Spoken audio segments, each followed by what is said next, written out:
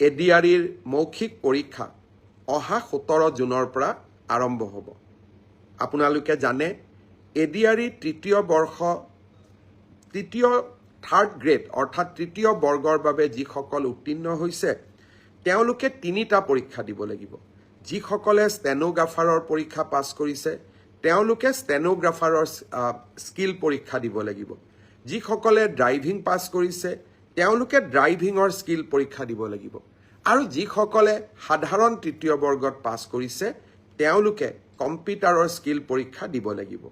আনহাতে চতুৰ্থ বৰ্গত যিসকলে পাছ কৰিছে তেওঁলোকে অৰেল আৰু স্কিল টেষ্ট দুইটাকে একত্ৰিত কৰি এটা মৌখিক পৰীক্ষাত তেওঁলোকে বহিবৰ প্ৰয়োজনীয়তা আছে আৰু আপোনালোকে সেই পৰীক্ষাত বহিব লাগিব।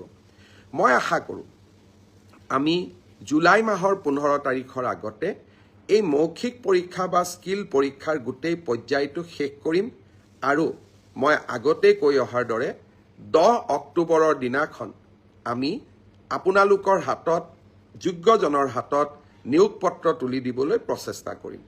10 অক্টোবৰৰ দিনটোতে আমি post graduate teacher, graduate teacher, LP, ME শিক্ষক আৰু স্বাস্থ্য বিভাগৰ বিভিন্ন পৰীক্ষাত উত্তীৰ্ণ হোৱা আৰু এডিআৰিৰ পৰীক্ষাত উত্তীৰ্ণ হোৱা এই আটাইসকলকে একেলগে খানাপাৰা ফিল্ডলৈ মাতি আনি আমি নিযুক্তি পত্ৰ আগবঢ়াম।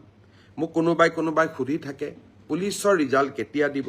সকলো ৰিজাল্ট আমি এনেকৈ দিম যাতে আপোনালোকৰ হাতত আমি 10 অক্টোবৰৰ দিনাখন আমাৰ নিযুক্তি পত্ৰ আমি হাতত তুলি দিব পাৰোঁ।